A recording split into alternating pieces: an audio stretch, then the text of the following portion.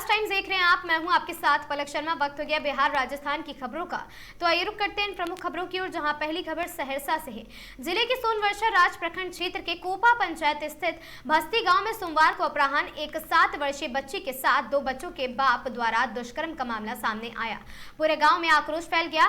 घटना की जानकारी मिलते ही काशनगर थाना पुलिस द्वारा मक्का के खेत में छुपे दुष्कर्मियों को ढूंढने हेतु भस्ती गांव को पुलिस छावनी में तब्दील कर दिया गया। इसके साथ ही एफएससीएल की भी टीम एवं सिमरी बख्तियारपुर के एसडीपीओ मुकेश ठाकुर घटनास्थल पर पहुंचे और आवश्यक वहां तहकीकात में जुट गए हैं। जबकि बच्ची का इलाज हेतु सीएचसी सोनबरसा उसे ले जाया गया, जहां चिकित्सकों द्वारा बेहतर इलाज के लिए सदर अस्पताल सहरसा भेज दिया गया है। घटना की बाबत मिली जानकारी, पीड़ित बच्ची गाँव की ही दिशा और साथ ही स्थित रंजन सिंह के आम के बगीचे में आम का टिकोला चुन रही थी और इसी दौरान बगीचे के पूर्व से मौजूद सकल देव सदा ने 25 वर्षीय पुत्र ललित सदा द्वारा बच्ची को बहला फुसलाकर बगल के मकई खेत में ले जाकर दुष्कर्म किया गया है।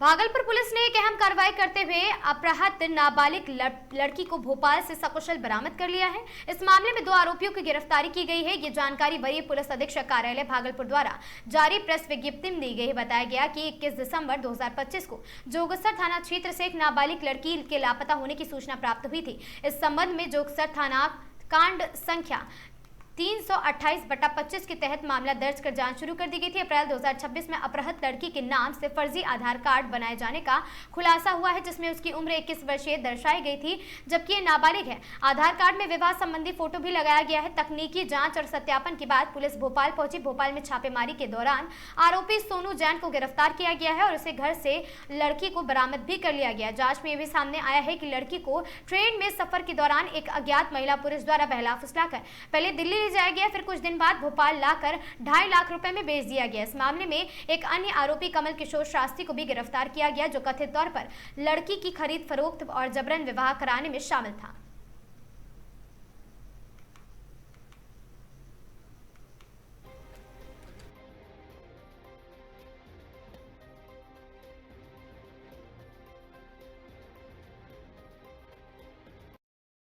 अवगत कराना है कि जोगसर थाना अंतर्गत कुछ दिन पहले यानी ये 21 दिसंबर को एक प्राथमिकी दर्ज होती है यहाँ पे कि एक लड़की है और वो किसी के यहाँ काम करती थी और यहाँ मॉल में आती है और मॉल से फिर कहीं पे चली जाती है और उसका गुमशुदगी की रिपोर्ट दर्ज होती है और जो 328/25 कांड संख्या जोगसर दर्ज हुआ था और उसमें हम लोग लगातार काम कर रहे थे और मॉल की जो हम लोग सीसीटीवी भी देखे थे और जो ICCC में जो शहर में सारे कैमरे लगे थे उसकी भी जांच की गई थी, तो उसमें लड़की अकेले जाती हुई दिखी थी। बाद में जो हम लोग उसमें जांच हुआ था पता चला था कि ये जीआरपी में भी जो है वहाँ पर इसको जो है बरामद किया गया था, लेकिन जीआरपी को भी ये चकमा देकर जो है फिर किसी ट्रेन में जो है बैठ के भाग गई थी और उसी में हम लोगों को लगातार टीम इंडिया के अलग-अलग पार्ट में भी हम लोग अलग-अलग एजेंसी के माध्यम से इसमें संपर्क कर रहे थे और इसमें हम लोगों को रिसेंटली फिर सूचना प्राप्त हुई कि ये भोपाल में किसी के यहाँ शादी कर ली है। हम लोगों की टीम उस सूचना के आलोक में जब वहाँ पे छापामारी कर दी है, तो छापामारी के बाद वहाँ से 2 अभियुक्तों को बरामद किया जाता है। एक है पहला सोनू जैन, पिता स्वर्गीय नरेंद्र कुमार जैन, गरेठिया दांगी बैरसिया भोपाल का रहने वाला है और दूसरा इसके साथ जो अभियुक्त है पिता हाँ ये इसको और आचार्य कमल किशोर शास्त्री जो बिचौलिया था। तो पता चला कि इसमें हम लोग आगे तहकीकात की इसमें जांच हुई तो इस जांच में पता चला कि लड़की जब ये ट्रेन से जा रही थी भाग के, तो उसी के क्रम में ट्रेन में कोई एक दंपति मिल गए और जो भोपाल साइड के थे और वो उसको बहला फुसला के कि साथ में ले चलेंगे तुम्हें और बहला फुसला के ले जाते हैं और इस व्यक्ति से संपर्क करके जो ये बिचौलिया टाइप का था कमल किशोर शास्त्री, ये भी बैरसिया भोपाल का रहने वाला है। इससे संपर्क करके जो है इस लड़की को उनको दे देते हैं और 2.5 लाख रुपए भी जो इसने बताया है कि 2.5 लाख रुपए उससे ये लोग ले लेते हैं और उसके बाद जो सोनू जैन है उससे इसकी शादी करा देते हैं और शादी के लिए क्योंकि लड़की की उम्र 18 साल नहीं हुई थी, इन लोगों ने जो है एक फर्जी आधार भी बनवाते हैं जिसमें इसकी उम्र 21 साल दिखाते हैं और उस फर्जी आधार कार्ड के आधार पे ये लोग उसकी शादी सोनू जैन और ये जो नाबालिग लड़की थी गुमशुदा, इसकी शादी हो जाती है और उसी में हमारी टीम ने इनको बरामद किया है और हम लोग विधिसंगत कार्रवाई करते हुए माननीय न्यायालय में इनको प्रोड्यूस कर रहे हैं और साथ में जो ट्रेन के जो दंपति दोनों थे उनकी भी हम लोग जो है खोजबीन कर रहे हैं, हुलिया वगैरह जो भी डिटेल्स वगैरह है उसको लेके कि वो ऐसा क्यों किए, क्या वो पहले से यहाँ से परिचित थे। हालाँकि लड़की ने जिस अनुसार बताया कि उनका टिकट वगैरह था, जो भी चीज़ थे, वो लोग जा रहे थे, साथ में खाना-पीना क्योंकि ये लड़की अकेले भागी थी, खाना-पीना जो भी चीज़ था इसके पास संसाधन नहीं थे, उसके लालच में साथ में काफ़ी दूर जाते-जाते उसी में जो है उन्होंने इसे कमल किशोर साथी से संपर्क करके इसको बेच दिया। तो हम लोग इसमें तहकीकात कर रहे हैं, आगे के जो बिंदु है उसपे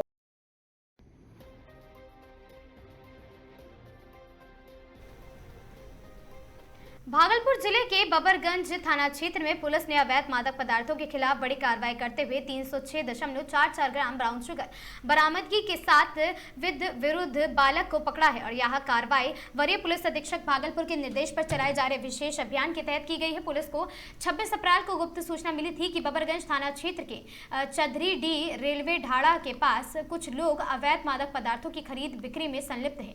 सूचना के सत्यापन और आवश्यक कार्रवाई के लिए पुलिस अधीक्षक नगर के नेतृत्व में थाना अनुमंडल पुलिस पदाधिकारी नगर 2 की निगरानी में एक विशेष टीम का गठन किया गया। गठित टीम जब मौके पर पहुंची तो एक संदिग्ध व्यक्ति पुलिस को देखकर भागने लगा। पुलिस ने तत्परता दिखाते हुए उसका पीछा किया और उसे पकड़ लिया है। तलाशी लेने पर उसके पास से 306.44 ग्राम ब्राउन शुगर बरामद हुआ है। पूछताछ में पता चला कि पकड़ा गया व्यक्ति एक विधि विरुद्ध बालक है जिसे तत्काल निरुद्ध कर लिया गया है और साथ ही पुलिस ने इस मामले में संबंधित धाराओं में तहत प्राथमिकी दर्ज कर ली है और साथ ही इस अवैध कारोबार से जुड़े अन्य कुछ आरोपियों को गिरफ्तार भी कर लिया है। अवैध मादक पदार्थ जो भी है एनडीपीएस से संबंधित जो ड्रग्स है जिसको सूखा नशा भी बोलते हैं उसमें लगातार अभियान चल रहा है। उसके आलोक में कल एक सूचना प्राप्त हुई थी जिसमें तत्काल नगर पुलिस अधीक्षक भागलपुर के निर्देशानुसार थानाध्यक्ष बबरगंज के द्वारा कार्रवाई की गई और वहाँ पे चौधरी डी रेलवे ढाला है, वहाँ पर सूचना प्राप्त हुई थी कि कुछ ड्रग्स का जो है बिक्री हो रही थी।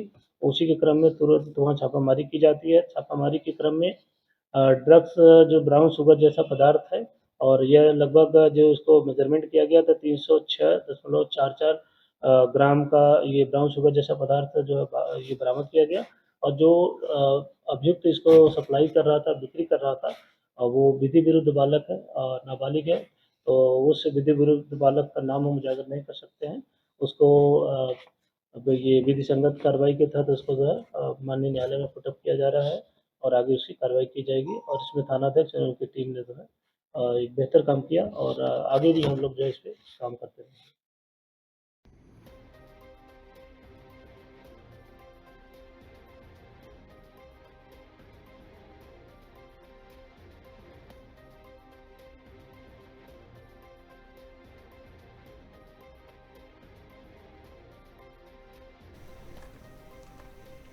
भागलपुर से अजब प्रेम की गजब कहानी सामने आई, जहां सोशल मीडिया पर शुरू हुई दोस्ती प्यार में बदली और फिर 7 समंदर पार से दुल्हन अपने दूल्हे के गांव पहुंच गई है। मामला भागलपुर के बिलारी मिल्की गांव का है, जहां के रहने वाले ऋषि की 10 साल पहले फिलीपींस की रहने वाली सारा से सोशल मीडिया पर दोस्ती हुई थी और धीरे धीरे दोनों के बीच बातचीत बढ़ी और ये दोस्ती प्यार में बदल गई, जिसके बाद ऋषि ने सारा को मिलने का फैसला किया। इसके लिए उन्होंने करीब 2.5 लाख रुपए खर्च किए। वीजा और पासपोर्ट बनवा फिलीपींस जाकर सारा से मुलाकात की। वहां उन्होंने सारा के माता पिता से भी मुलाकात की, जिसके बाद दोनों परिवारों की सहमति से शादी का फैसला लिया गया। कुछ दिनों बाद सारा अपने माता पिता के साथ भागलपुर के बिलारी मिल्की गांव पहुंची है, जहां हिंदू रीति रिवाज और पूरे पारंपरिक अंदाज में दोनों की शादी संपन्न हुई। फिलहाल ऋषि एक निजी कंपनी में टेक्निकल एसोसिएट के पद पर कार्यरत है।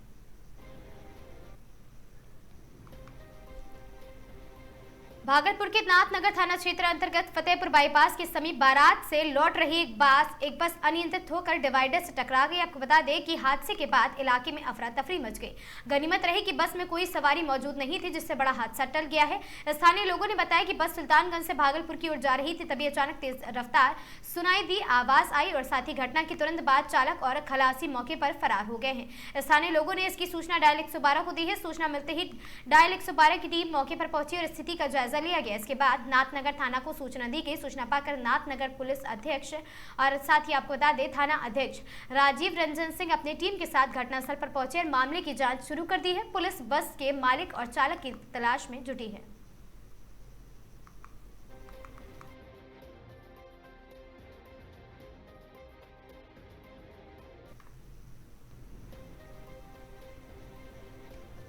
बिहार के कैमूर जिले के चांद थाना क्षेत्र में मंगलवार देर रात एक दर्दनाक सड़क हादसा, बाइक सवार युवक की मौत हो गई है। मृतक की पहचान ढेडुआ गांव निवासी परवेज अंसारी के रूप में हुई है। बताया जा रहा है कि वह एक शादी समारोह से लौट रहा था, तभी दीवाने मुकवा के पास तेज रफ्तार डंपर ने उसकी बाइक को जोरदार टक्कर मार दी, जिससे मौके पर ही उसकी मौत हो गई। हादसे के बाद डंपर चालक वाहन समेत फरार हो गया और साथ ही घटना से नाराज परिजन और साथ ही ग्रामीणों ने शव को सड़क पर रखकर चकिया हाटा मुख्य मार्ग को जाम कर दिया और प्रशासन से मृतक के परिवार को मुआवजा तथा आरोपी चालक की गिरफ्तारी की मांग की गई है।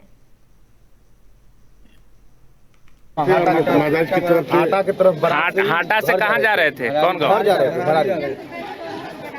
घर जा रहे थे। ट्रक वाला इधर से आके डंपर वाला ठोक दिया। कितने बजे घटना है? 11:30 बजे तक। कैसे सूचना मिला आपको? सूचना हम लोग को यहाँ के ग्रामीण लोग मतलब किसी तरह से मोबाइल पे घर से फोन गया कि कहाँ हो, तो ये लोग फोन उठा के बोले कि ऐसा ऐसा बात हो गया है और लड़का यहाँ है आपका। लड़का का क्या नाम है? लड़का का परवेज अंसारी। कितना उम्र होगा? लगभग 22 साल। क्या मांग है आप लोग का? मांग हम लोग की यही है कि यहाँ पुलिस प्रशासन आवे और कम से कम इस बच्चे के परिवार को मुआवजा मिले और इसके बाद ये गाड़ी वाला जितना ये लोग चल रहा है, कम से कम ये लोग के ऊपर जब तक लगाम नहीं लगाया जाएगा तो हर दिन आज हम लोग के यहाँ का मरा है, कहीं का लोग जरूर मर रहा है और डेली का डेली। तो कम से कम ये लोग के ऊपर लगाम नहीं लगेगा तब तक ये लोग सुधरने वाला नहीं है। नाम आपका? हमारा अखिलेश कुमार नाम है। हम भरारी पंचायत के बीडीसी हैं फिलहाल। क्या मामला है यहाँ पे? मेरे भाई का एक्सीडेंट हो गया। क्या नाम है भाई का? परवेज अंसारी। कैसे एक्सीडेंट हुआ है? डंपर से हुआ है। डंपर से। कहाँ से आ रहे थे? तो हाटा से आ रहे थे, शादी में से घर जा रहे थे। कहाँ कर रहे थे? झड़वा। तो हाटा शादी समारोह में आए थे। हाँ, और वापसी जा रहे थे जिसके दौरान डंपर से उनकी आप उनके क्या लगते हैं? भाई। आपका क्या नाम है? अनीस अंसारी। क्या मांग है आप लोग का प्रशासन से? मुआवजा।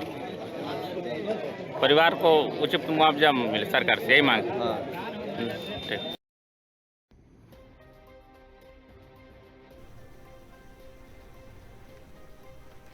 बिहार के कैमूर जिले से धान खरीद में बड़े घोटाले का मामला सामने आया है। आरोप है कि भूमिहीन ग्रामीणों के नाम पर धान खरीद दिखाकर लाखों रुपए की निकासी कर ली गई है। पीड़ित परिवार न्याय के लिए थाने से लेकर एसपी कार्यालय तक गुहार लगा रहा है, लेकिन अब तक कोई भी कार्रवाई नहीं हुई है। कैमूर जिले के रामपुर प्रखंड स्थित भीतरी बांध पैक्स में धान खरीद को लेकर बड़ा घोटाला सामने आया है।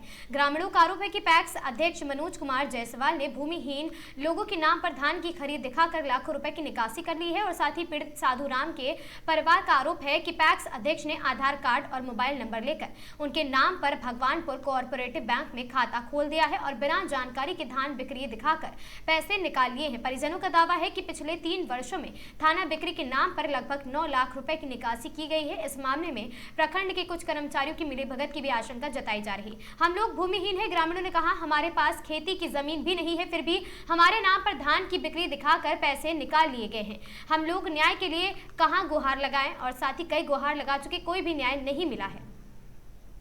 मामला है जब यहाँ हमारे पास धमकी दिया गया, थाना पर जब आवेदन किए, वहाँ केस नहीं लिखा गया। वो सर बोले कि आपके साथ गाली गलौज हुआ, मारपीट भी नहीं किया है, तब किस उद्देश्य पर केस करें? गाली गलौज हुआ, मारपीट तो नहीं हुआ। मारपीट होगा तो बोलिएगा, क्या आपका राइट बन रहा है? किसी को तो कोई गाली दे देता है, इसका मतलब हम केस कर दें। उसके बाद में सीआई साहब के गए हम। सीआई साहब हमको और मनोज कुमार जायसवाल को बुला करके आपस में चेम्बर में मनोज कुमार जायसवाल सीआई साहब के बात किए, उससे तो हमको जानकारी नहीं हुआ। सीआई साहब निकले तो बोले कि बाहर में जाके आप बात कर लीजिए। हम गए तो हमसे मनोज कुमार जायसवाल काहे ना बात करेंगे, अपने गाड़ी में बैठे चलते बने। सर बोले कि नहीं, इनके ऊपर FIR निकाल देते हैं। नहीं मानता है FIR निकाल देते हैं। लेकिन 2 दिन बाद वहाँ से हम घर चले आए, 2 दिन बाद जब गए तो CI साहब बोले कि बाबू इसमें तुम्हारा जांच का मैटर है और जिला DM साहब का एक ठो आवेदन दे दो, उसके बाद में DM साहब का आवेदन दे दो, तुम्हारा जांच में 6 महीना भी लग सकता है। पहले किसके द्वारा बोला गया? CI साहब इंस्पेक्टर के साथ। अच्छा। वो भी बोले कि आपका जांच का मैटर है, एक DM साहब का आवेदन दे दो। पहले तो बोले कि जाकर के अपना कंप्रोमाइज कर लो उधर बाहर में, मनोज कुमार जायसवाल और हमसे। CI साहब बोले कि मनोज कुमार जायसवाल आ रहा है, बाहर में जाकर अपना बात करो कंप्रोमाइज का, अगर नहीं मानता है तो हम केस पे ऑर्डर निकाल देते हैं, केस कर देते हैं। लेकिन वहाँ से हम लोग चले, वो अपना गाड़ी में बैठे, मनोज कुमार जायसवाल फैक्स देते अपना घर चले गए, हम अपना घर आ गए। 2 दिन बाद जब गए वहाँ तो CI साहब बोले कि नहीं, उसी समय बोले थे कि उनको FIR निकाल देते हैं। 2 दिन बाद गए तो बोले कि नहीं बाबू आपका जांच का मैटर है, आप आवेदन कर दो DM साहब के पास और DM साहब के पास कर दो, यहाँ आपके जांच में 6 महीना भी लग सकता है। ये बताइए सर, हम 1-1.5 महीना से दौड़ रहे हैं, कभी थाना पर दौड़ रहे हैं, कभी SP साहब के पास दौड़ रहे हैं, कभी CI साहब के दौड़ रहे हैं, जहाँ जहाँ दौड़ रहे हैं। पहले तो जब आवेदन देते हैं हमारे पक्ष से बोलते हैं लोग, लेकिन 2-4 5 दिन 10 दिन के बाद फिर उनके पक्ष से हो जाते हैं। इसमें हमको क्या हो रहा है? इसी तरह तो हम मर जाएंगे। ठीक जी, मेरे पिताजी के नाम पर एक्स अध्यक्ष मनोज कुमार जायसवाल अनलीगल तरह से, फर्जी तरह से हमारे पिताजी के नाम पर कोऑपरेटिव बैंक किस में, पंचायत का मामला ही है जी, ग्राम पोस्ट भित्रीबान पंचायत का साधुराम के नाम पे एक्स अध्यक्ष मनोज कुमार जायसवाल फर्जी तरीका से कोऑपरेटिव बैंक में खाता अकाउंट खुलवाए हैं और 5 साल से हमारे पिताजी के नाम पर धान खरीद बिक्री करते हैं। सरकारी पैसा भी आता है अकाउंट में और फर्जी तरह से बिना सिग्नेचर, मेरे पिताजी द्वारा बिना सिग्नेचर, बिना ठेपा के निकासी भी कर लेते हैं मनोज कुमार जायसवाल फैक्स अध्यक्ष। और हमको कैसे पता लगा आपको? हमको मोबाइल के जरिए मैसेज आया, मेरे मोबाइल के मैसेज आया तो मैसेज दिखलाए संतोष कुमार जायसवाल को। तो संतोष कुमार जायसवाल हमको 20,000 रुपया दे रहे थे रिश्वत के रूप में कि अपना मुंह बंद कर लीजिए। उसके बाद में हम नहीं माने, मैसेज लेके बैंक में गए। बैंक में मैनेजर के पास, मैनेजर से पूरा स्टेटमेंट निकलवाए। तो स्टेटमेंट निकलवाने के बाद 2023 से ले 2026 तक मेरे पिताजी के नाम पर 9 लाख रुपया के लगभग निकाल चुके हैं, जिसका साक्ष्य पेपर भी है। इसकी शिकायत आप लोगों ने कहीं किया है? जी। कहाँ किया? थाना में किए, थाना प्रभारी के पास आवेदन दिए। थाना प्रभारी बोले कि नहीं, इनके ऊपर FIR होगा। विभाग में किया BCO के? हाँ जी नहीं, BCO के माध्यम से ही धन खाता जा रहा है। तो BCO के उसमें आवेदन में जिक्र किए हैं, तो BCO उसमें है ही है, तो उसके पास आवेदन नहीं किए। ऊपर में जिला में शिकायत अभी तक? जी, थाना प्रभारी वहाँ किए, वहाँ से फिर SP साहब के किए। थाना प्रभारी हमको 1 सप्ताह तक बड़ा लगा के रखे कि आज कर देंगे, कल कर देंगे, केस नहीं किए। उसके बाद में बोले कि बड़ी पदाधिकारी के जाओ, तो वहाँ SP साहब के गए। SP साहब के बाद में वहाँ से चेक में CI इंस्पेक्टर को मिला, वहाँ हमसे दस्तावेज मांगे गए पूरा कि आपके पास क्या क्या पेपर सबूत है। मामला आपके साथ ही है और भी कई लोगों के साथ? जी नहीं, हमारे जैसा न जाने कितने शिकार हैं।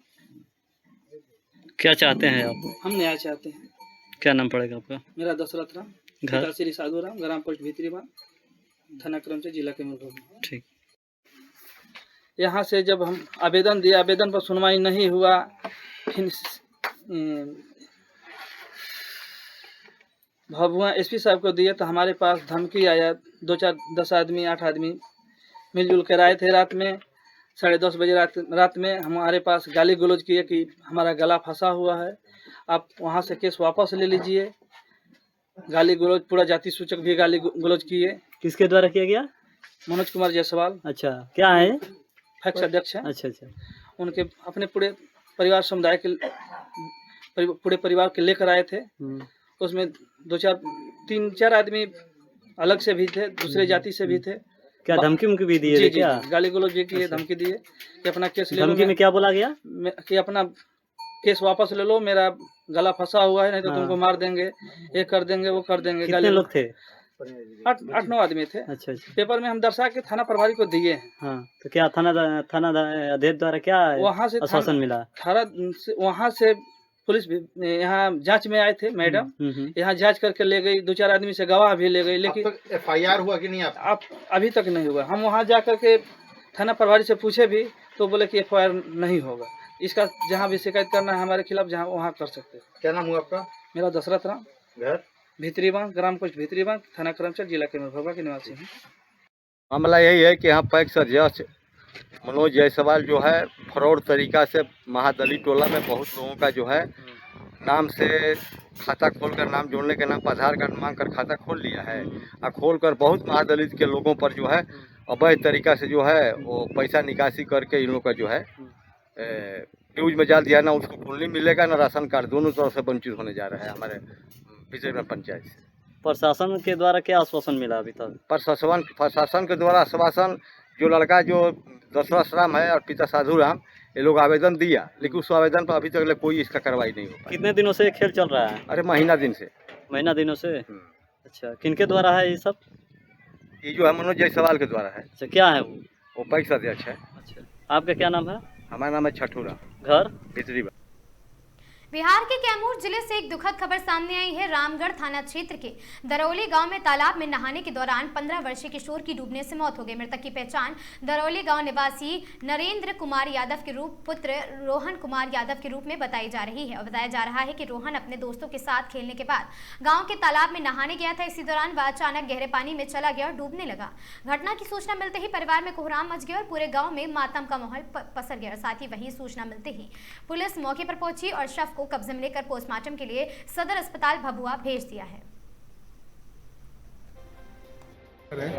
घटना यही मतलब दरौली गांव में एक बड़ा सा तालाब है, वहाँ लोग नहाने मतलब खेलने कूदने के लिए लोग गया हुआ था। खेलने के दौरान मतलब नहाने के दौरान लोग गया, 3-4 लोग थे और ये वहाँ डूब गए। तब तक लड़के लोग हल्ला किए वहाँ पे, तो गांव के लोग दौड़े तो फिर माटी में अंदर डूबे हुए थे। तो एक आदमी गया तो उसको छान करके लेकर के बाहर आए। करीब 12 बजे का घटना है ये। कहाँ लेकर आए आप लोग? आए हैं लेकर के रामगढ़ सदर अस्पताल रेफरल में आए हैं रामगढ़। क्या डॉक्टर क्या बोले? डॉक्टर साहब बोले कि मतलब मृत हो गए हैं, अभी उनको पोस्टमार्टम के लिए भेजना पड़ेगा। क्या मृतक का नाम है? मृतक का नाम रोहन कुमार है। पिताजी के नाम? इनके पिताजी का नाम नरेंद्र कुमार यादव। कहाँ का रहने वाले? दरौली। आपका परिचय? मैं रविंद्र कुमार पिंटू, BDC तरह पंचायत भागपुर से। भागलपुर सुल्तानगंज नगर परिषद कार्यालय में गोलीबारी में कार्यपालक के अंदर अपराधों के द्वारा दिन दहाड़े नगर सभापति राजकुमार गुड्डू सहित कार्यपालक पदाधिकारी कृष्ण भूषण प्रसाद पर चलाई गई गोली। नगर परिषद कार्यपालक की मौत और नगर परिषद सभापति राजकुमार गुड्डू गोली से बुरी तरह जख्मी हुए जिंदगी और मौत से लड़ रहे हैं। पुलिस प्रशासन की तरफ से कार्रवाई और साथ ही छापेमारी में बीते रात मास्टरमाइंड रामधनी यादव का एनकाउंटर कर दिया गया, जिसमें से 3 पुलिस भी घायल हुई है।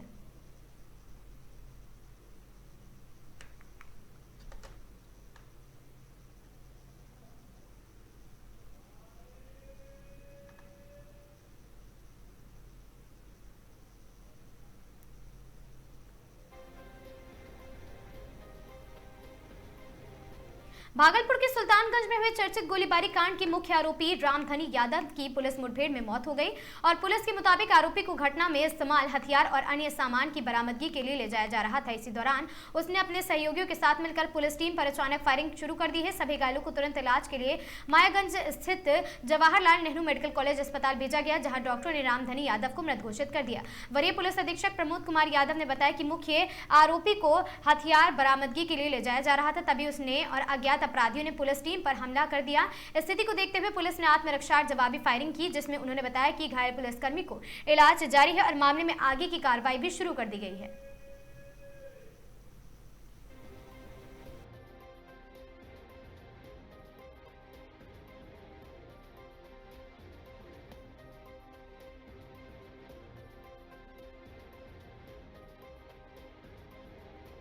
घटना घटित हुई उसके बाद हमारी कई टीम गठित कर दी गई थी और मैं स्वयं और सीनियर पदाधिकारी भी घटनास्थल पर तुरंत पहुंच गए थे। हमारी FSL की टीम पहुंच गई थी और हम लोगों ने 3 से 4 टीमों का गठन किया वहां पर तत्काल, और हमारी सभी टीम वहाँ पर छापामारी आरंभ कर दी और उसी छापामारी के दबाव में और जो इन लोगों को जब प्राप्त हुआ कि एक ऑफिसर की भी जो मृत्यु हो गई है, तो इन लोगों को फिर किसी दबाववश जब छापामारी चारों तरफ से हमारे थाना चेकिंग भी स्टार्ट हो गई थी, तो उसी में फिर ये लोग जब घेराबंदी हुई तो भाग के जो है ऑटो में बैठ के थाना के पास पहुँच के सरेंडर करने के लिए हमारी टीम ने तुरंत उनको पकड़ा और उसके बाद आगे पूछताछ की गई, जो विधिवत आगे प्रक्रिया होती है वो संपन्न की गई और उसी के आलोक में फिर रात्रि में इनको जो है ये पूछताछ जब की गई कि ये जो हथियार इसमें प्रयोग किए थे और अन्य सामग्री वो कहाँ पर उन्होंने डंप किया है, कहाँ पर उसको जो है डिस्पोज किया है या फेंका हुआ है। तो फिर उन्होंने जो घटना जो बताया कि इस क्षेत्र में चलना है, उस क्षेत्र में जो वहाँ के सुल्तानगंज क्षेत्र में ही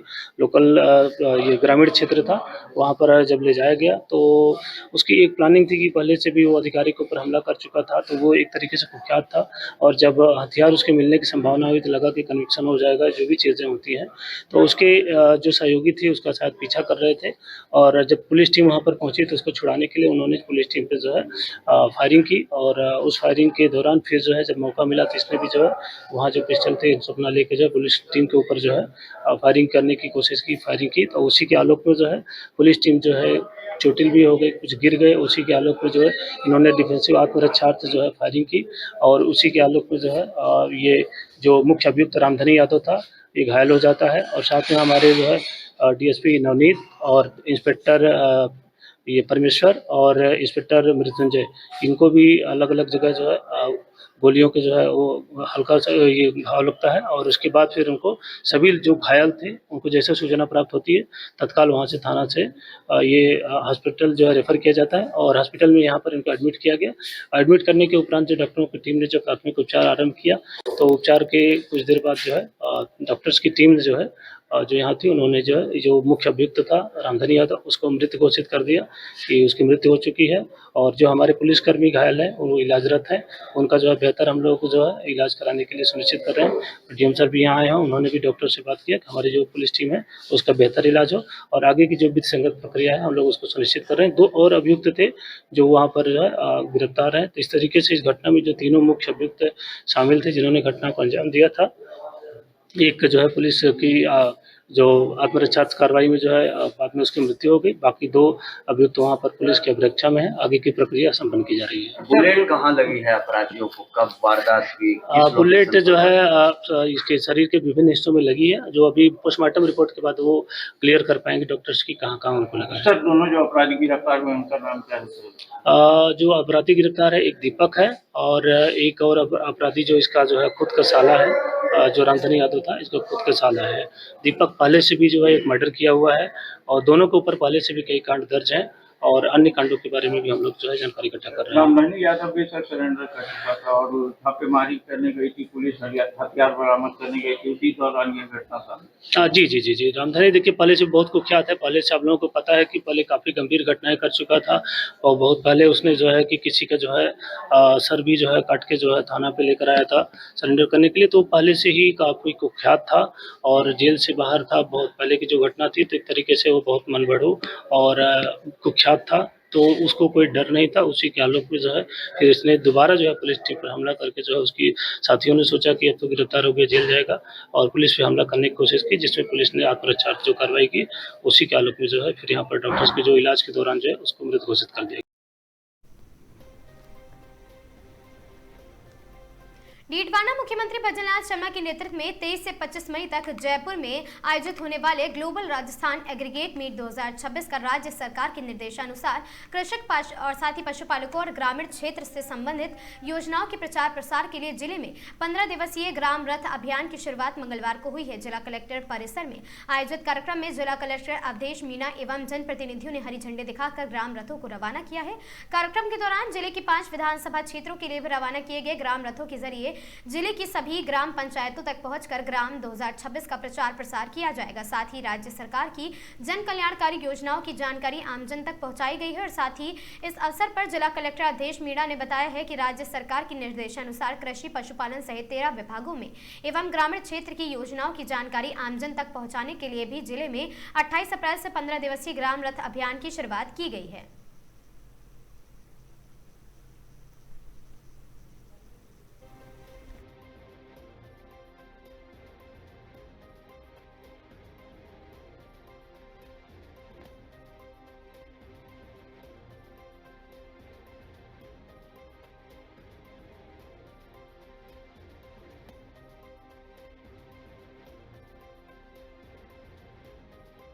ये कल राजस्थान में हमारे देश के भारतीय जनता पार्टी के अध्यक्ष श्री नितिन नवीन जी पधारे थे। उन्होंने वहाँ से इन रथों को जिले के लिए रवाना किया। आज माननीय जिला कलेक्टर महोदय के आतिथ्य में और आप सबकी गरिमा में उपस्थिति में गाँव के लिए कम से कम ये 13 जो सरकारी विभाग है उनकी योजनाओं का प्रचार प्रसार के लिए ये रथ रवाना किए हैं।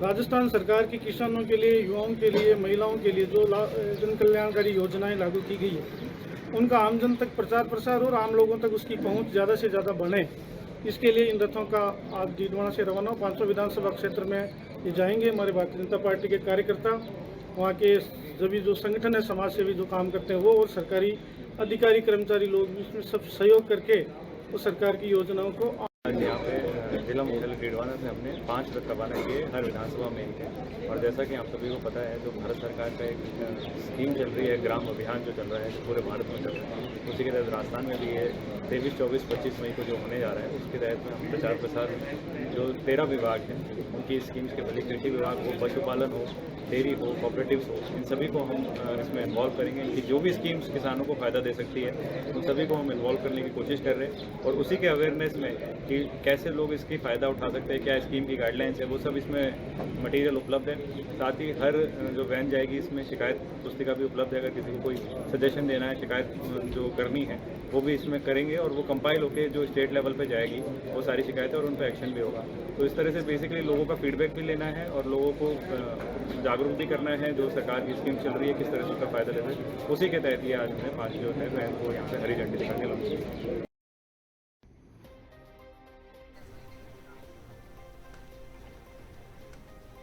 डीडवाना विधानसभा क्षेत्र की राजनीति में उस समय हड़कंप मच गया जब निर्दलीय विधायक यूनुस खान अपने तेवर और तीखे सवालों के साथ जिला कलेक्टर कार्यालय पहुंचे हैं और साथ ही चुनाव के 2.5 साल बीतने के बावजूद क्षेत्र की समस्याओं का समाधान न होने और प्रशासन के बढ़ते भ्रष्टाचार के खिलाफ विधायक ने हल्ला बोल दिया। और साथ ही सैकड़ों समर्थकों और साथ ही सरपंचों की मौजूदगी में विधायक ने प्रशासन पर नगर परिषद लूट और साथ ही बस स्टैंड घोटाला और भू आवंटन में धांधली जैसे गंभीर आरोप लगाते हुए 100 से अधिक ज्ञापन सौंपे हैं। विधायक यूनुस खान ने बताया है कि बड़ा हमला प्रस्तावित बस स्टैंड के मुद्दे पर किया। उन्होंने आरोप लगाया कि नगर परिषद ने बस स्टैंड की दुकानें काटकर आम जनता और व्यापारियों से करोड़ों रुपए वसूले हैं, लेकिन ना तो बस स्टैंड बना और ना ही दुकानदारों को उनके अधिकार मिले हैं। नगर परिषद आयुक्त भगवान सिंह को कलेक्टर के सामने ही फटकार लगाते हुए विधायक ने कहा है कि परिषद अब भ्रष्टाचार और दलाली अड्डा बन चुका है। नियमों को ताक पर रखकर फर्जी पट्टे जारी करने और साथ ही टेंडर प्रक्रिया में चहेतों को लाभ पहुंचाने के आरोप भी लगाए गए।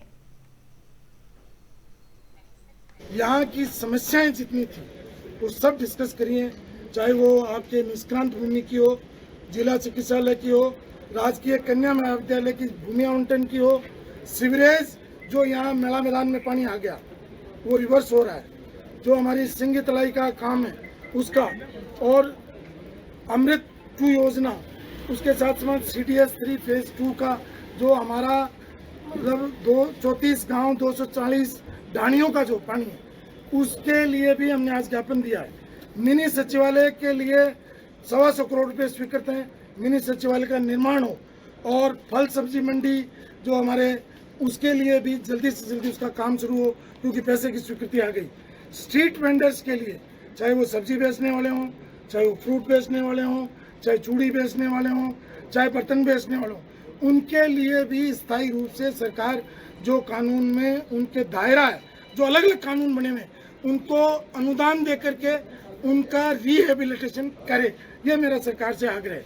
उसके बाद में एक जो बार बार हमारे पूर्व MLA जी बार बार कहते हैं, जो बांगड़ महिला महाविद्यालय जो 2008-9 के बजट में पब्लिक प्राइवेट पार्टनरशिप में ये जमीन दी गई है 25 साल की, इसमें BA, BCom, BCA और MA और BSc ये सब है, उसमें फर्स्ट ईयर के स्टैंडर्ड 1500 बच्चियां निःशुल्क पढ़ रही हैं। तो क्या ये उन कन्याओं के खिलाफ है जो बार बार ये शिकायतें करते हैं, प्रेस कॉन्फ्रेंस करते हैं? अगर उनको बहस करनी है तो सार्वजनिक स्थान पर मेरे से जिस नेता को करनी है वो कर ले, लेकिन इन बेटियों के खिलाफ ये हथकंडे नहीं अपनाए।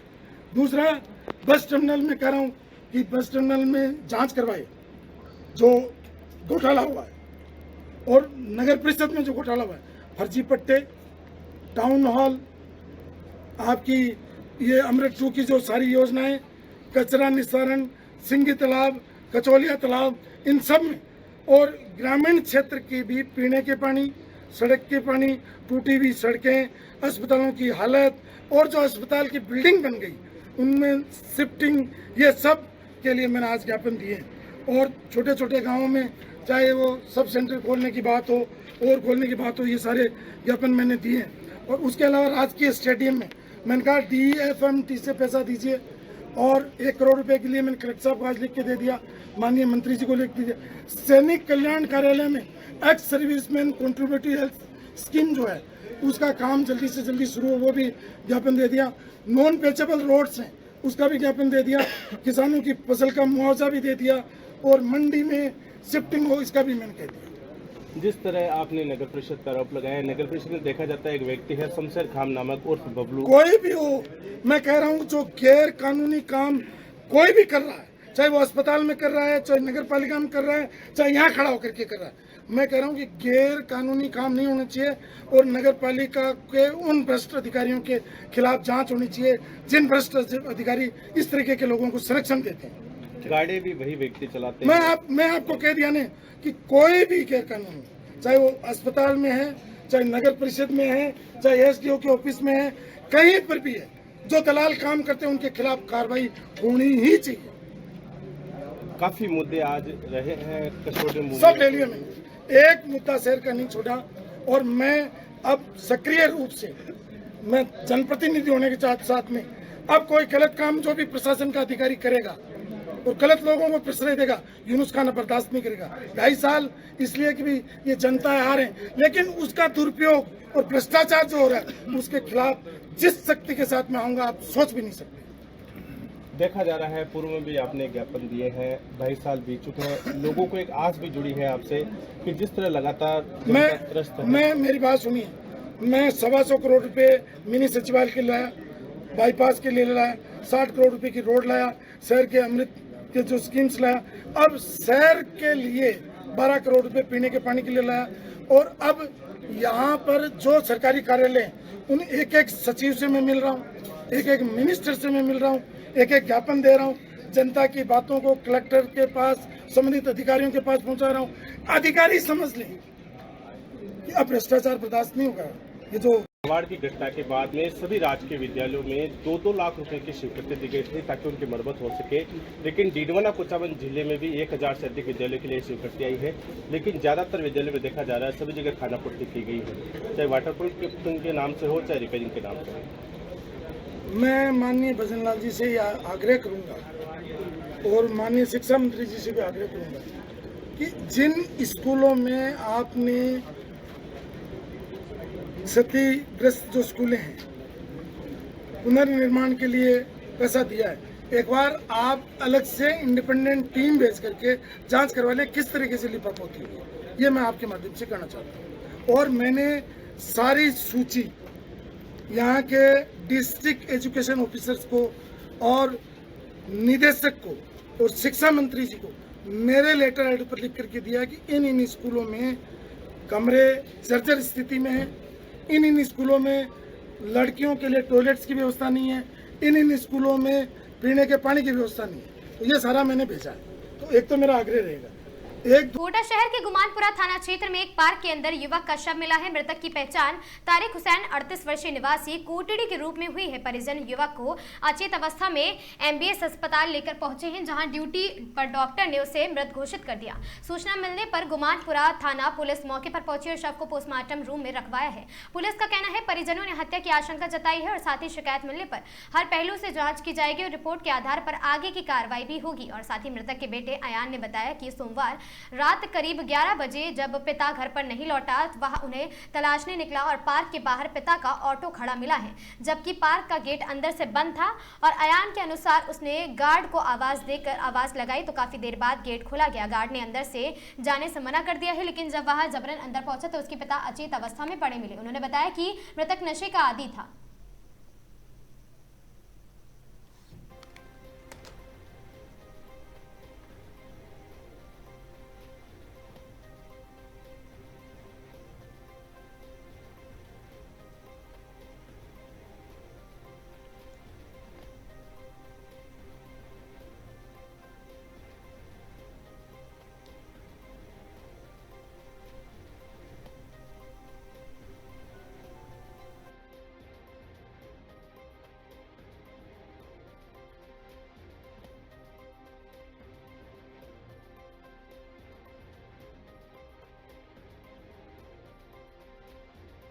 देखी हुई जो हमारे छावनी चौराहे जो पार्क है, तो उन लोगों ने एक स्मैक का अड्डा बना रखा।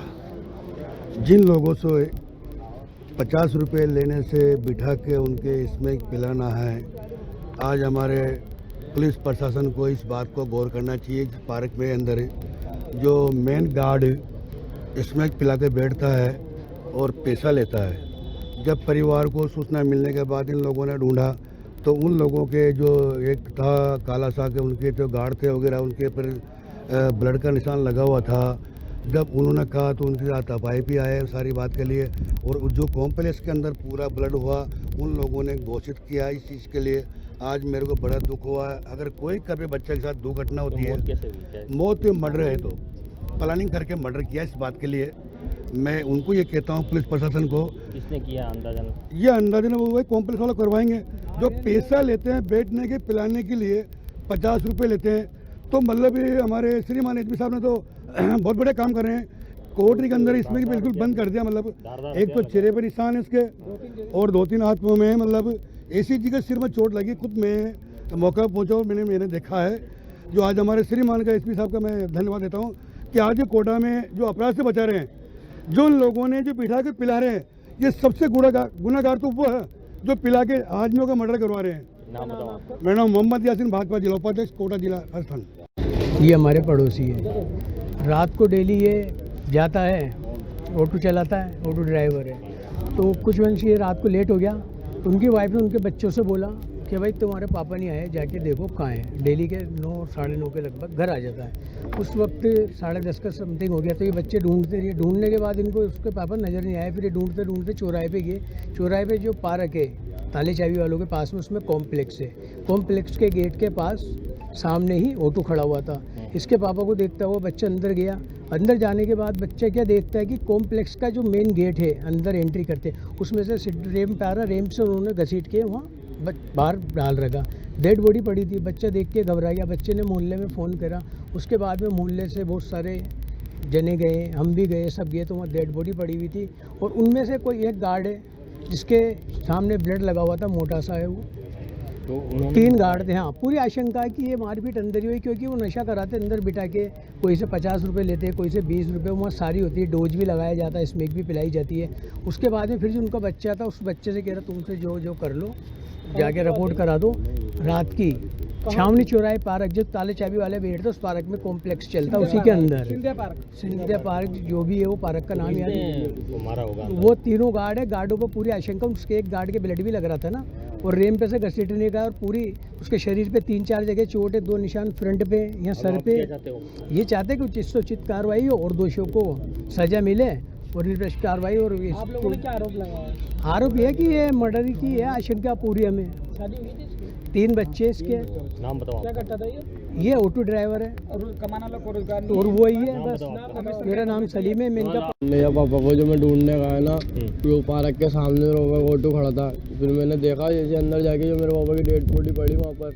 मैंने चौकीदार का गेट भी बजाया। तो चौकीदार ने ना आधे घंटे तक करीब तो ना गेट ही नहीं खोला।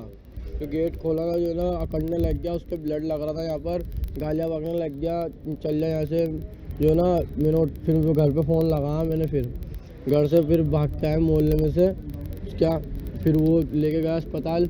जो फिर वापस गए ना हम पुलिस वालों के साथ, जो पुलिस वाले ने भी कि जाओ यहाँ से जाओ, गलत किसी पुलिस वाले वही गार्ड ने करी है सर ये हरकत, मारपीट की होगी। हाँ, गार्ड ने करी है सर मारपीट, और चोट के निशान है ना, मुंह पे निशान है, यहाँ पर कमर पे निशान है, और ये हाथ है ना पूरा जला हुआ है, छिल रहा पूरा, जैसे घसीटते जलाने का प्रयास किया। हाँ, और सर घसीटने के निशान है ना, वो पूरी कमर पे है निशान।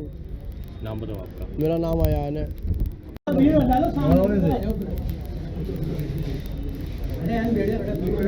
रात को कंट्रोल रूम से सूचना मिली थी, एक व्यक्ति जिसका नाम ताहिर हुसैन उर्फ तारिक हुसैन है, 38 साल उम्र है, उसको उसके परिजन छावनी चौराहे के पास पार्क से अचेत अवस्था में मिलने पर एम्बुलेंस लेकर गए थे। वहाँ पर डॉक्टर साहब ने बाद जांच उसको मृत घोषित कर दिया।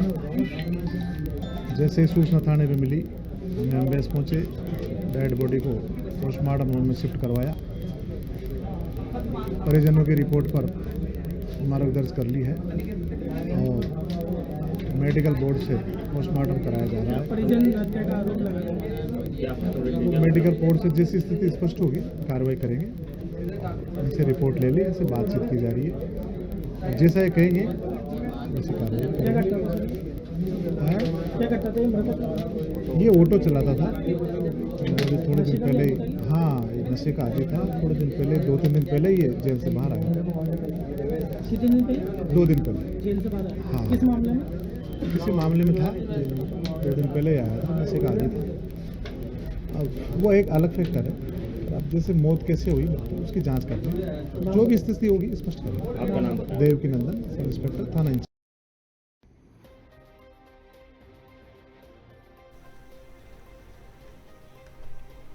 अखिल भारतीय आयुर्विज्ञान संस्थान AIIMS नागपुर में द्वितीय दीक्षांत समारोह दिनांक 15 अप्रैल 2026 को संस्थान के सभागार में अत्यंत भव्यता के साथ संपन्न हुआ। मुख्य अतिथि भारत की राष्ट्रपति श्रीमती द्रौपदी मुर्मू की गरिमा में उपस्थिति में कार्यक्रम हुआ। इस समारोह में महाराष्ट्र के राज्यपाल श्री विष्णुदेव साय और साथ ही आपको बता दें जिष्णुदेव वर्मा और मुख्यमंत्री श्री देवेंद्र फडणवीस ने भी विशिष्ट अतिथि के रूप में शिरकत की है। इसी क्रम में आपको बता दें धर्मराज बैरवा ने एम्स नागपुर में अपनी MBBS की पढ़ाई सफलतापूर्वक पूर्ण कर डॉक्टर की उपाधि प्राप्त की है। कार्यक्रम में विशिष्ट अतिथियों के हाथों से डिग्री प्राप्त करना धर्मराज और उनके परिवार के लिए गौरवपूर्ण क्षण रहा है। समारोह में केंद्रीय स्वास्थ्य राज्य मंत्री श्री प्रताप राव जाधव और साथ ही एम्स नागपुर के कार्यकारी निदेशक डॉक्टर प्रशांत पी जोशी सहित कई गणमान्य नागरिक भी वहां पर मौजूद रहे।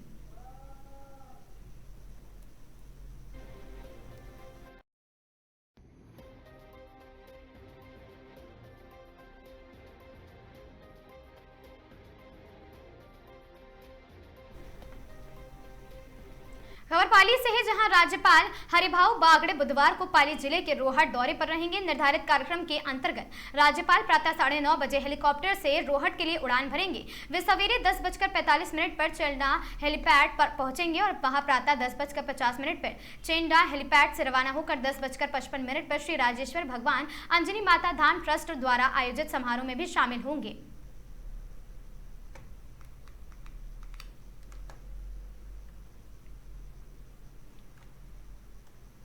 पाल रोड स्थित श्रीराम हॉस्पिटल में एक बार फिर एक मरीज की मौत पर हंगामा हो गया। यहां महिला की मौत के बाद परिजनों का गुस्सा फूट पड़ा। अस्पताल के बाहर हंगामा करते हुए बेटे ने आरोप लगाया कि डॉक्टर ने ऑपरेशन में लापरवाही बरती है, जिसके चलते उसकी मां की जान चली गई है। घटना की सूचना पर करणी सेना के कार्यकर्ता भी मौके पर पहुंचे और जिससे वहां पर माहौल गर्म हो गया। और साथ ही आपको बता दें कि पुलिस ने मामला दर्ज कराया गया। परिजन बीमारी की अवस्था में पाल रोड स्थित श्री राम अस्पताल लेकर आए थे महिला को, जहां पर कंचन का ऑपरेशन किया गया, लेकिन उसकी रात को ही मौत हो गई थी। प्रथम दृष्टया बताया गया है कि कंचन कवर को बच्चेदानी और साथ ही हार्ट की इश्यू था। और इधर परिजन अस्पताल के डॉक्टर्स पर लापरवाही का भी आरोप लगाते हुए सुबह अस्पताल परिसर पर एकत्र हो गए और बाद में डॉक्टर्स के खिलाफ कार्रवाई की मांग के साथ ही मृतक के आश्रितों को मुआवजे की मांग करने लगे।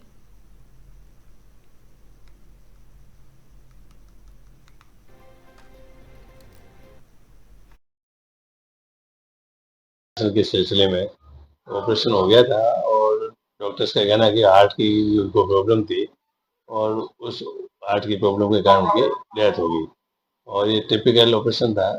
पहले दूसरे हॉस्पिटल्स में लेके गए थे तो उन्होंने भी मना किया था, ये बात सामने आई है। लेकिन इन्होंने घर वालों की, डॉक्टर्स का कहना है कि रजामंदी के बाद में प्रयास किया गया तो इस तरह डेथ हो गई। डॉक्टर ने अपना प्रयास किया लेकिन अब उनको भी उनसे रिपोर्ट ले ली गई है। थाने में परिवार के अंदर उसको दर्ज कर लिया गया है। तो सुप्रीम कोर्ट और पुलिस हेडक्वार्टर की SOP है, उस SOP के आधार पर आगे जांच की जाएगी।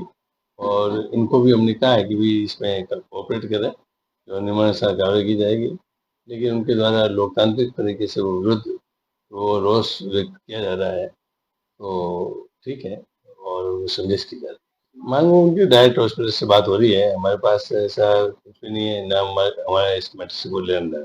फिर डॉक्टर ने जो हमने यहाँ के बात को से पूछताछ की पता किया तो कॉम्प्लिकेशन पहले से ही था और पहले MD हॉस्पिटल्स, उमेद हॉस्पिटल्स से ये रेफर हो चुके हैं, वहाँ इलाज नहीं हुआ, सीरियस कंडीशन थी। लेकिन डॉक्टर का कहना कि इनकी रजामंदी से ये लेके आए थे, प्रयास किया गया, ऑपरेशन सक्सेसफुल भी हुआ लेकिन वो हार्ट की प्रॉब्लम ऑलरेडी होने के कारण इस प्रकार की दुर्घटना घटित हुई। उपाध्यक्ष हूँ राष्ट्रीय राजपूत कंडीशन का ना, ये मैटर हुआ अभी हरी सिंह जी की वाइफ है ना, हीर सिंह जी की वाइफ है, जो एमडीएम और सरकारी हॉस्पिटल वालों ने मना कर दिया है कि इसको पेट के अंदर गांठ है, ऑपरेशन नहीं करना है, ऑपरेशन कर दिया तो खतरे के अंदर है, डेथ हो जाएगी।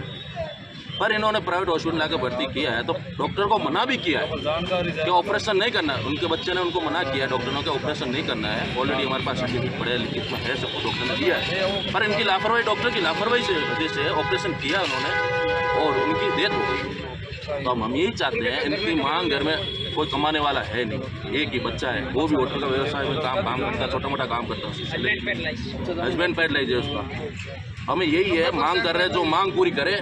और ये तो धंधा दे रहे हैं, अभी तो शांति से दे रहे हैं। 1 घंटे है, अभी बोल रहे थे शेख साहब आके बात करके गए, हम 1 घंटे का दे रहे हैं, फिर हॉस्पिटल भी बंद हो जाएगा। अभी आपने चंद्रभूषण का देखा था 1 महीने पहले, ठीक है, फिर बाद में आपने गांधी हॉस्पिटल का देखा है, सरकारी हॉस्पिटल, उसमें भी डेड बॉडी हुई थी, जो करंट लगने से ठेकेदार की गलती से बीच में करंट चालू कर दिया था बीच से सप्लाई। तो अभी हम 1 घंटे निश्चित बैठे हैं। सब भाई लोगों से निवेदन यही है कि नीचे बैठो 1 घंटे के लिए।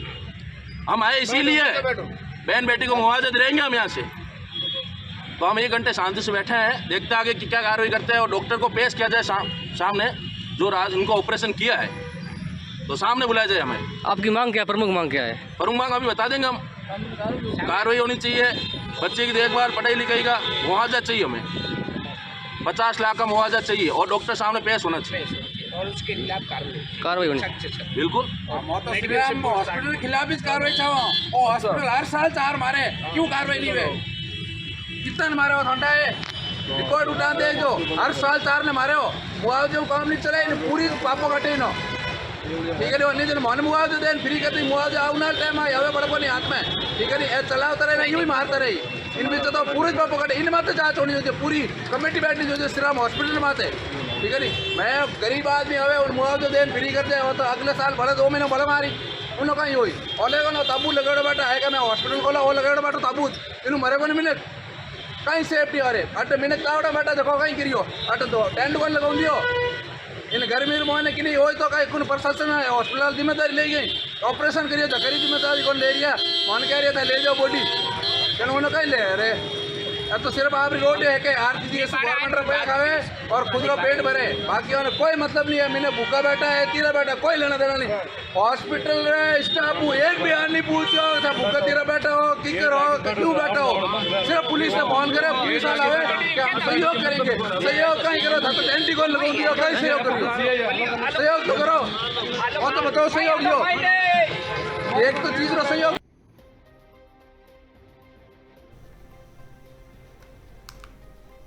बायतू क्षेत्र में आपको बता दें कि हनुमान बेनीवाल आगमन को लेकर कार्यकर्ताओं और साथी समर्थकों में भारी उत्साह देखने को मिला है। निर्धारित कार्यक्रम के अनुसार मंगलवार शाम 4:30 बजे एके पेट्रोलियम बायतू ऊपर उनका भव्य स्वागत किया गया। इसके बाद शाम 5 बजे बायतू मुख्यालय पर भी कार्यकर्ताओं द्वारा जोरदार स्वागत कार्यक्रम आयोजित किया गया, जहां बड़ी संख्या में समर्थक पहुंचे। कार्यक्रम को लेकर क्षेत्र भर में जगह जगह स्वागत की विशेष तैयारियां की गई, जिससे पहले इलाके में उत्साह जैसा माहौल दिखाई दिया। एके पेट्रोलियम पंप संचालक अशोक साई ने बताया कि इस दौरान हनुमान बेनीवाल का साफा और माला पहनाकर भव्य तरीके से स्वागत किया गया। इस अवसर पर RLP के युवा नेता जालाराम पालीवाल, ओम प्रकाश काकड़, तेगाराम पालीवाल, थान सिंह डोली सहित अनेक पदाधिकारी कार्यकर्ता हजारों की संख्या में समर्थक मौजूद रहे।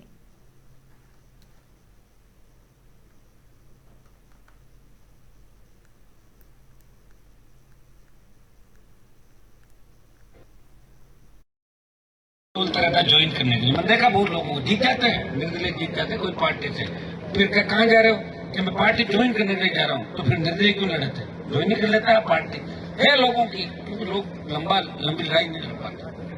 और तो लोग मेरे लिए कहते हैं 20-25 साल से घूम रहे, क्या ले लिया इन्होंने, ढूंढता हूँ लोगों को, दुनिया भर के लोग गालियाँ देते हैं, दुनिया भर के लोग बदुआएं देते हैं, लेकिन बदुआ गलत देता है, मुझे दुआएं ज्यादा मिलती है।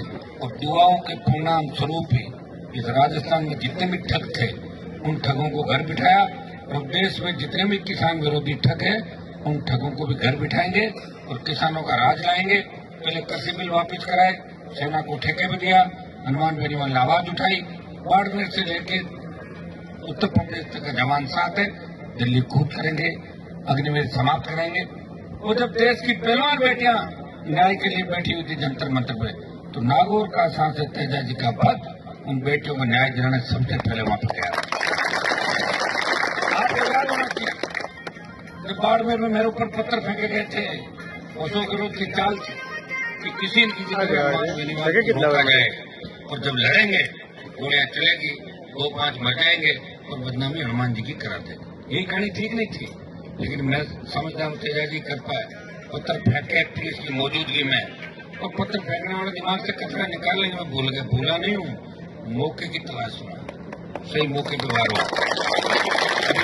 ऐसा काम करूँ हम लोग वोट बढ़ा दूँ, ये बंधन नहीं मेरा, मैं पत्थर फेंको तो वोट बढ़ जाते हैं, बिल्कुल तरीके से। मेरी हाथ की रेखा है, लंबे समय तक मेरे से कोई लड़ नहीं पाया, लंबे समय तक घुसनदार कोशिश की, बाकी सात समंदर पर बदलाव पैदा हुआ, बदलाव पड़ता है। कहाँ गए वो जो लोग कह रहे थे हनुमान को मिटा देंगे, मिटा तो नहीं, कांग्रेस में मेरे दरवाजे पाई, हाथ जोड़े नाक रख गए, और बीजेपी में ही पिछली बार मैं नहीं गया, वो लोग मेरे दरवाजे पाए, बेचारों का खाता खुला है कांग्रेसियों का, मेरा सीट थे, जीरो थे, जीरो। और हमारे तैयार किए हुए नेता उनको लेके गए और उनका झंडा उनके हाथ में पकड़वा दिया, जो कभी आदित्य को देखना नहीं चाहते थे। ये हमने नहीं पकड़ा झंडा, होगा तो भी नहीं पकड़ा झंडा, भी है ठीक है, करेंगे तुम्हारी।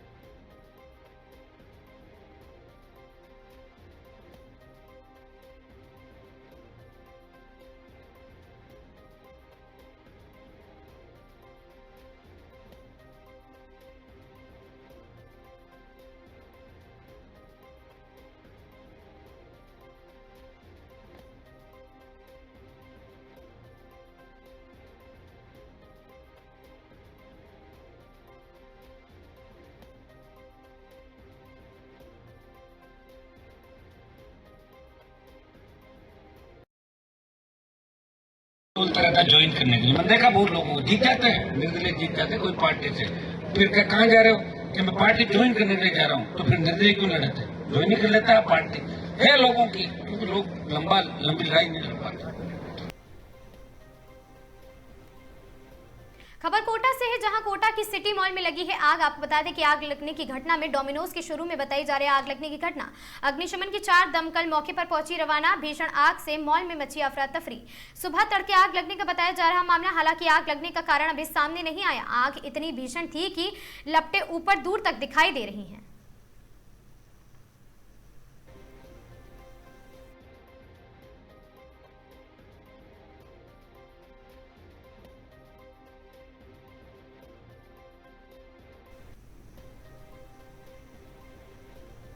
खबर कोटा से है, जहां कोटा की सिटी मॉल में आग लगने की घटना सामने आई। आपको बता दें कि सिटी मॉल में कोटा शहर के विज्ञान नगर थाना क्षेत्र के स्थित सिटी मॉल में बुधवार सुबह उस वक्त हड़कंप मच गया जब अचानक एक शोरूम में भीषण आग भड़क उठी। देखते ही देखते आग ने विकराल रूप ले लिया, पूरे मॉल में धुआं फैल गया, जिससे वहां मौजूद लोगों ने अफरा तफरी मच गई। प्रत्यक्षदर्शियों के अनुसार आग इतनी तेजी की थी कि कोई कुछ ही मिनटों में शोरूम से उठती लपटें दूर तक दिखाई देने लगी। धुएं के कारण सांस लेना मुश्किल हो गया, जिससे मॉल को तत्काल खाली कराया गया। घटना के दौरान लोगों में डर और घबराहट साफ देखी गई। सूचना मिलते ही दमकल विभाग की टीम मौके पर पहुंची और आग बुझाने का अभियान शुरू कर दिया। कड़ी मशक्कत के बाद आग पर काबू पाने के प्रयास जारी हैं और पुलिस और प्रशासन के अधिकारी भी मौके पर मौजूद रहकर स्थिति पर नजर बनाए हुए। फिलहाल आग लगने के कारणों का पता नहीं चल पाया है।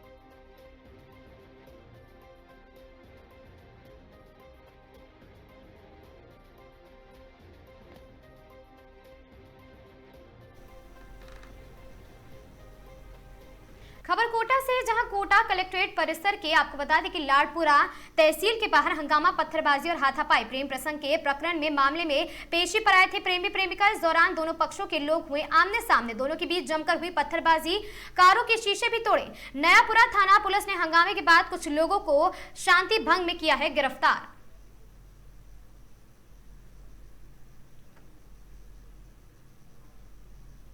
इन खबरों में आज के लिए बस इतना ही। ऐसी खबरों से लगातार जुड़े रहने के लिए बने रहे हमारे साथ और देखते रहें आगाज टाइम्स।